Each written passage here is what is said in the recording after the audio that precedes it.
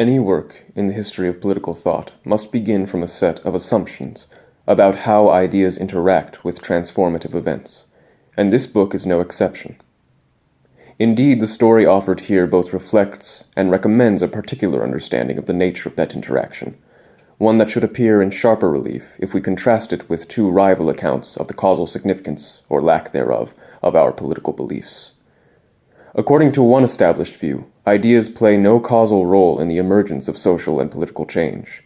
The strongest version of this claim, defended, for example, by Sir Louis Namir and his disciples, holds that ideas are to be regarded as strictly epiphenomenal, by which is meant that they arise as a byproduct or symptomatic reflection of more basic social, psychological, or economic realities, and have no downstream effects independent of these broader realities. What matters in political controversy, on Namir's account, is the underlying emotions, the music to which ideas are a mere libretto, often of a very inferior quality. If agents merely adopt political principles as instrumental rationalizations for their independently chosen courses of action, then these principles cannot be said to motivate the agents in question, from which it is taken to follow that ideas possess no causal efficacy, they are simply along for the ride. A second view about the relation between ideas and events assigns a more robust causal role to social and political theory by emphasizing the degree to which human agents must, in practice, legitimate their proposed courses of action. When rulers or subjects wish to do something, go to war, raise a tax, alter the ecclesiastical establishment, and so on, they must ordinarily justify their behavior to others. But the set of plausible justifications in any given society is finite. In order to persuade, one must draw on the existing beliefs, discourses, and textual authorities that command respect in that particular community. In some contexts, Aristotle favors X is a powerful argument in favor of X. In others, it strongly suggests that X is false, and in still others, it has no force whatsoever. Likewise, the argument that Y is inconsistent with liberty, in order to produce the desired effect, must appeal to a shared understanding of what liberty means. This view, therefore, takes ideas to be causally significant in part because they impose constraints on what political actors can do. Not all actions can be legitimated, given the intellectual resources available in any given place and time, and so not every action can be taken. But scholars drawn to this position also emphasize the degree to which political arguments, once formulated in order to legitimate a particular course of action, can take on a life of their own, motivating others to act in surprising and often revolutionary ways. What these historians share with defenders of the Namirite view is the conviction that, at least in the first instance, social and political actors, including the sort who write political theory, do not act as they do because they believe their own arguments. To speak of legitimation in the relevant sense is to attribute to historical agents a two-part process of deliberation. In part one, the agent decides what he pre-theoretically wants to do, and in part two, he generates a set of arguments designed to legitimate his chosen course of action to others. But this is to take what the agent wants as given in advance of any arguments. The agent might perhaps be driven by economic interest, a desire for power, or some other psychological disposition, and he is not motivated by the conviction that his course of action conforms to the principles that he will invoke in its defense. This view accordingly invites us to regard the majority of political actors as disingenuous, and the arguments they deploy as instrumental. The question, is theorist X sincere in making argument Y, will appear to be badly posed, because political debate is taken to be insincere as such. Each of these views has had distinguished advocates, and this is certainly not the place for an extended discussion of their merits.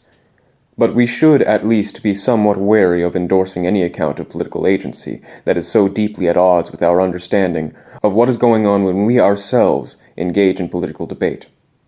When we vote for our preferred candidate, campaign on behalf of public causes, or pen works of political theory, we usually take ourselves to be acting in the service of true principles, or those principles that we judge to be most probably true. We do not regard our principles or arguments as instrumental rationalizations for what we pre-theoretically want. It seems to us that our beliefs very frequently determine what we want, not the other way around, and most of us have had the experience of coming to want different things in response to changes in our beliefs. We could, of course, be wrong about all of this. The conviction that our principles shape our preferences might be a delusion, a kind of false consciousness under which we labor. Perhaps, although the burden of proof on those who would defend such a position must be quite heavy. But in any event, the claim that we lack psychological access to the true source of our preferences is very different from the claim that we are disingenuously engaged in legitimation. The latter assertion presupposes that we knowingly misrepresent the grounds for our conduct, that we pretend to be guided by a set of arguments in moral, political, and constitutional theory, whereas in fact these elaborate constructions are merely designed to mask our pursuit of other interests. If this picture seems implausible as an account of our own behavior, why should we suppose that it adequately explains the behavior of historical actors? There is, however, another option, one that is rather old-fashioned, but perhaps no less attractive for that. We might instead adopt the supposition that historical agents generally mean what they say, and that their actions in the political realm do indeed tend to reflect their advertised commitments. Those drawn to this approach need not deny that agents sometimes deploy arguments disingenuously in order to advance their interests. Certainly they do. The view in question simply suggests that we should begin by trying to take seriously the account that agents give of the contents of their own beliefs and the relation between those beliefs and their actions. Likewise, if we accept that the beliefs of historical actors often shape the course of political events in decisive ways, we do not thereby deny that events can just as easily shape beliefs. The causal arrow need not point in only one direction. Political thought never develops in a vacuum. It is always highly responsive to the force of political events, even as it shapes those events in crucial ways. It is, for example, undoubtedly the case that the intensifying fury of the English Revolution and the ultimate execution of Charles I in 1649 prompted the English Republicans to consider radical new arguments about the proper form of political life, arguments they never would have seriously considered even 5 years earlier. One can admit as much without being at all drawn to the view that English republicanism was merely epiphenomenal, or that English Republicans were not sincere about the political arguments they made. Political crises change how people look at the world. They put pressure on received commitments, realign affections, and focus attention on new and different dangers. More to the point, political debates have their own governing dynamics and their own momentum. Arguments are made, countered, revisited in light of forceful objections, countered again, and so on.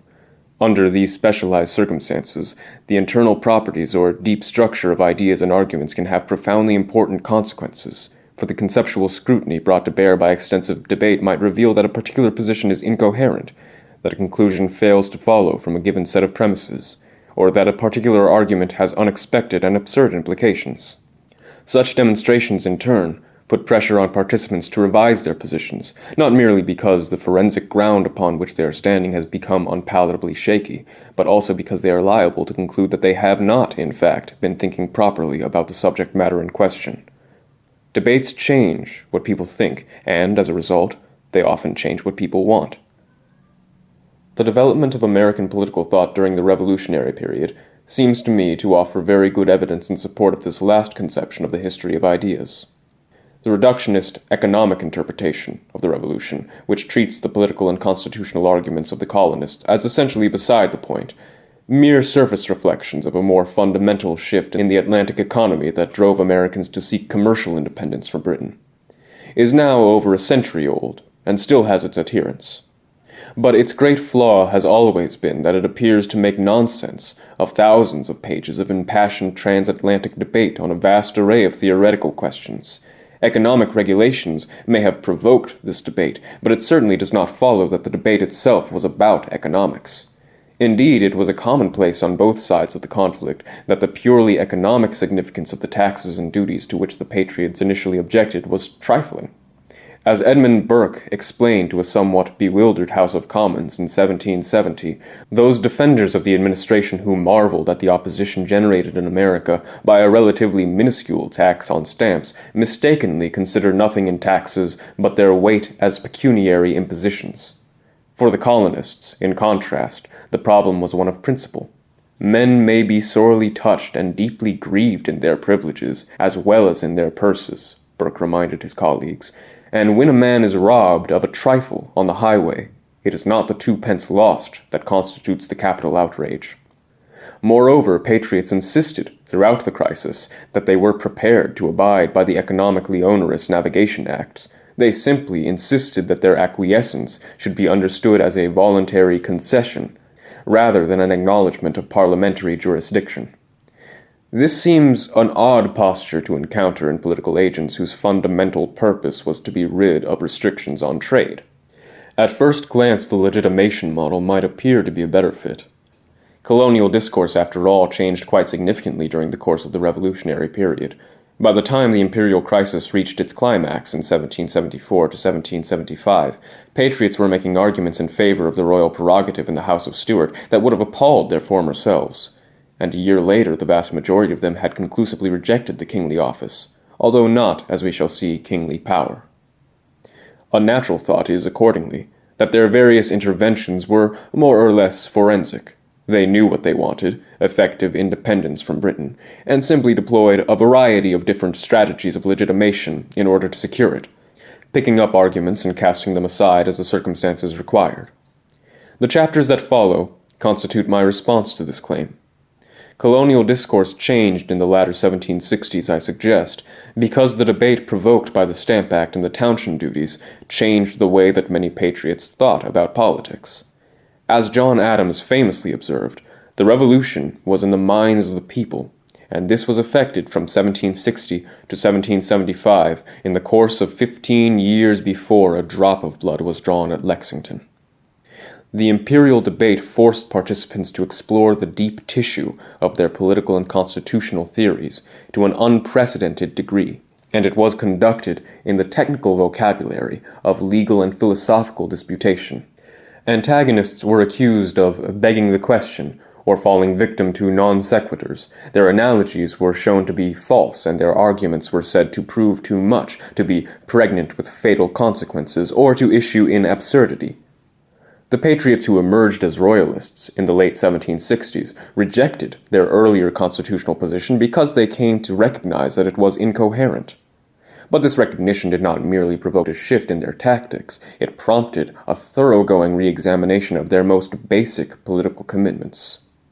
Indeed, if the patriots in question were truly arguing instrumentally and cynically, then surely they ought to have jettisoned their defensive prerogative once and for all when the events of 1776 put to rest the specifically imperial dilemma it was intended to address. But they did not.